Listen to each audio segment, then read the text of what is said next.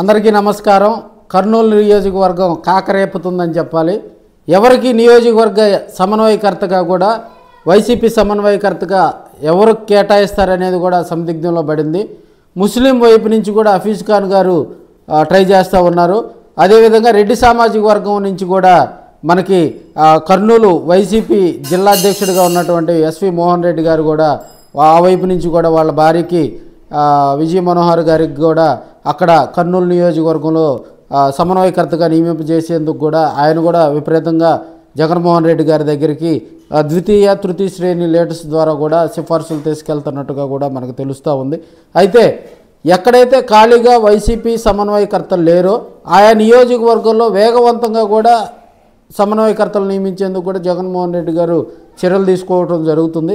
అదేవిధంగా జెండా మోసినటువంటి కార్యకర్తలు మెయిన్గా 2024 ఎన్నికల్లో జెండా మోసిన కార్యకర్తలకు అండగా ఉంటానని చెప్పి కూడా మొన్న జరిగినటువంటి ఉమ్మడి నెల్లూరు జిల్లా సమావేశంలో కూడా ఆయన జగన్మోహన్ రెడ్డి గారు గట్టిగా చెప్పడం జరిగింది. సో ఇప్పుడున్న పరిస్థితుల్లో కూడా ఎవరికైతే ఆ నియోజకవర్గంలో మెయిన్గా కూడా ఇంటరాక్ట్ అవ్వటం జరుగుతుంది జగన్మోహన్ రెడ్డి గారు.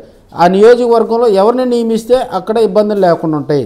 పాత కొత్త నేతలను కలుపుకొని పోయేటువంటి నేతలు, అదేవిధంగా పార్టీని కనిపెట్టుకొని ఉన్నటువంటి మహిళా కార్యకర్తలు కానీ, అదేవిధంగా ఎప్పటి నుంచో రాజశేఖర రెడ్డి గారి ఫ్యామిలీ అన్నా కూడా గౌరవంగా ఉన్నటువంటి కొంతమంది ఎన్ని సిఫార్సులు వచ్చినా కూడా పార్టీ మారకుండా ఉన్నటువంటి కార్యకర్తలను కలుపుకొని వెళ్ళేటువంటి లీడర్ కోసం కూడా కర్నూలు కాన్స్టిట్యున్సీలో విపరీతంగా ప్రయత్నాలు కూడా చేస్తున్నట్టుగా కూడా తెలుస్తుంది.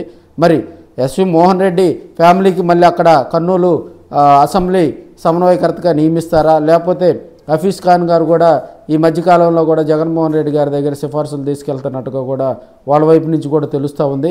అయితే ఇంతియాజ్ గారి రాజీనామా, మాజీ ఐఏఎస్ ఇంతియాజ్ గారు 2024 ఎన్నికల్లో అక్కడ ఓటమి పాలవటంతో కూడా అక్కడ గెలిచే సీట్ని ఆయన అంటే వేవులో కూడా అక్కడ వైసీపీకి ఓటమి పాలవటంతో కూడా అక్కడ ఉన్నటువంటి క్యాడర్ కొంత ఇబ్బందికర పరిస్థితులు ఎదుర్కొంటుందని చెప్పాలి. ఇప్పుడున్న పరిస్థితులు అక్కడ కొత్త లీడర్ని తీసుకొస్తారా, లేకపోతే ఉన్న వాళ్ళల్లో ఒకరికి సమన్వయకర్తగా నియమించేందుకు చర్యలు తీసుకుంటారా అనేది కూడా సస్పెన్స్గా ఉంది. ఎందుకంటే జగన్మోహన్ రెడ్డి గారు ఎవరికి ఎక్కడ ఏ సీటు కేటాయిస్తారనేది ఆయన 2 రోజుల్లో 3 రోజుల్లో ప్రకటించేంత వరకు కూడా బయటికి రాని అంశం.